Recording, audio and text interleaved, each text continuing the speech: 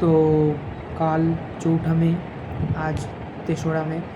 তো কাল পশ্চিমবঙ্গ বিধানসভা নির্বাচনের ফলাফল ঘোষণার দিন। তো আমার বেশ কয়েকটা কথা বলার আছে বলে আমি আজকের এই ভিডিওটি করছি।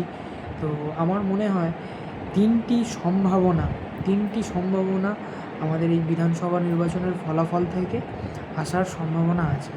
3 রকমের সম্ভাবনা।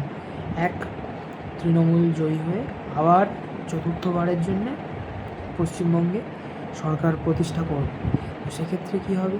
সেক্ষেত্রে আমরা 2021-এর নির্বাচনের পরে ভোট পরবর্তী সময়ে যে হিংসা, যে অত্যাচার, যে শাসকদের দমন ও পীড়ন নীতি, সেই তার ফলাফল স্বরূপ 57 জন বিজেপি বিরোধী দল করা কর্মীর খুন, মর্মান্তিক খুন আমরা দেখেছি।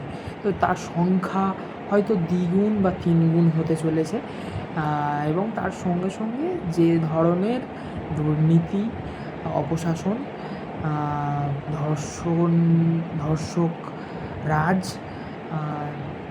আরও খারাপ যে কর্মকাণ্ডের সঙ্গে আমাদের এই রাজ্যের শাসক দল জড়িত, তার তো একটা যদি লিস্ট বানানো যায় সেটাও কম হয়ে যাবে। এবং যে পুলিশদের অক্ষম করে রাখার যে প্রচেষ্টা, সেটা আরও 5 বছরের জন্য প্রসারিত হবে। তো এইভাবে আরও আমাদের যে পরবর্তী প্রজন্ম, নেক্সট জেনারেশান, সেটা আরও কিছুটা তলানিতে গিয়ে ঠেকবে। এবং যদি অস্তিত্বের কথা বলা যায়, তাহলে ধর্মভিত্তিক যে রাজনীতি, তার ফলে আরও অনেক বেশি এক কোণায় একঘেঁষে হয়ে পড়বে হিন্দু সমাজ, এবং একটি বিশেষ শ্রেণীকে তোষণ করার ফলে তারা আরও বেশি মাথাচাড়া দিয়ে উঠে রাজ্যের শাসন ভার এবং তার যে ক্ষমতার যে লালসা, তাতে নিমজ্জিত হয়ে পড়বে। এবং তার ফলে সমাজের একটা অবক্ষয় আমরা দেখতে পাব। দ্বিতীয় সম্ভাবনা, যদি বিজেপি ক্ষমতায় আসলে অবস্থার বিশাল যে খুব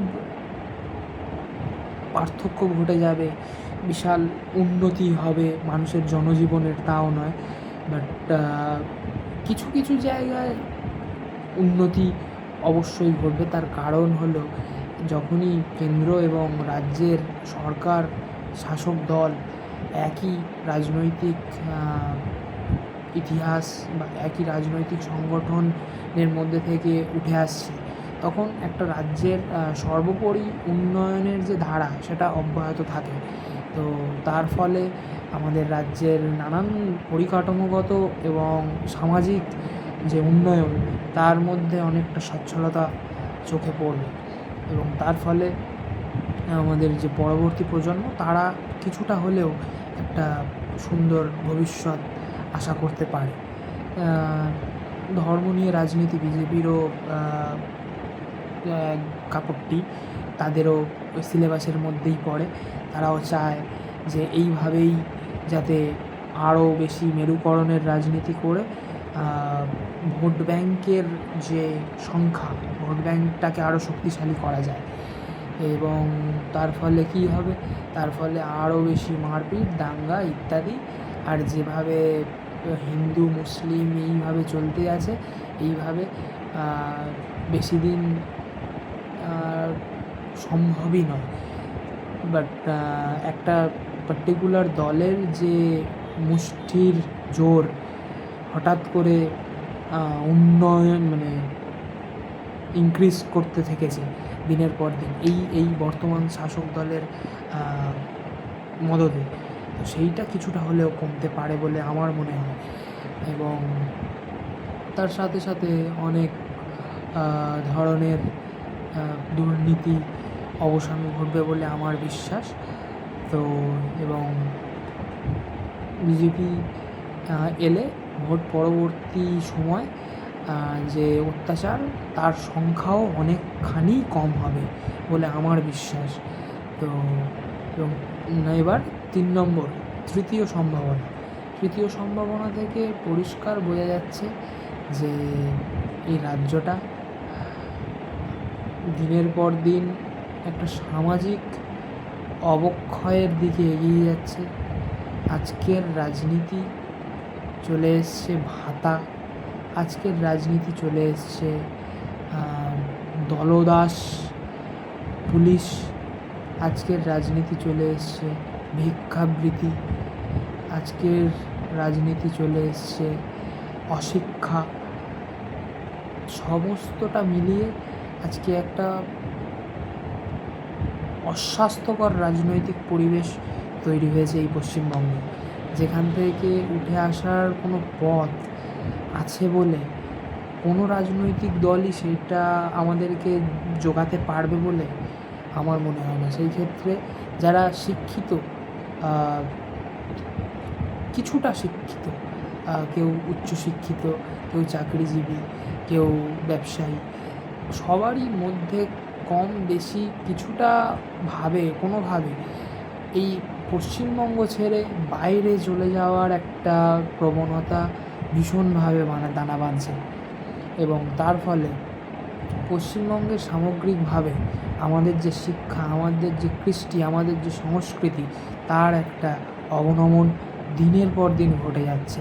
তার ফলে আমাদের রাজ্যের অনেক যে রিসোর্স, আমাদের রাজ্যের যা কিছু সম্পদ, তার ইউটিলাইজেশন ছাড়াই আমাদের রাজ্যটা একটা ধ্বংসের পথে চলে যাচ্ছে।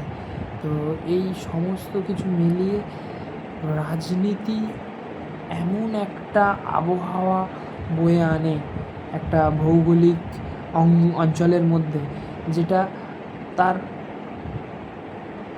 অর্থনীতিকে সমৃদ্ধ করে, যেটা তার জনসম্পদকে সমৃদ্ধ করে, যেটা তার পরিকাঠামোকে আরও বেশি উন্নয়নের দিকে ঠেলে দেয়। তো সেই রাজনৈতিক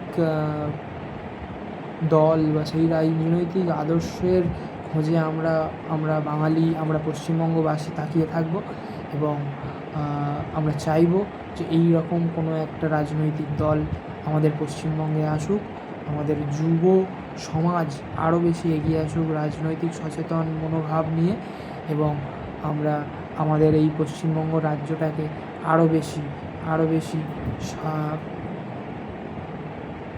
সাফল্যমণ্ডিত করে তুলতে পারি, আরও বেশি সম্পদ, আরও বেশি শিল্প, আরও বেশি শিক্ষা সমৃদ্ধ করে তুলতে পারি।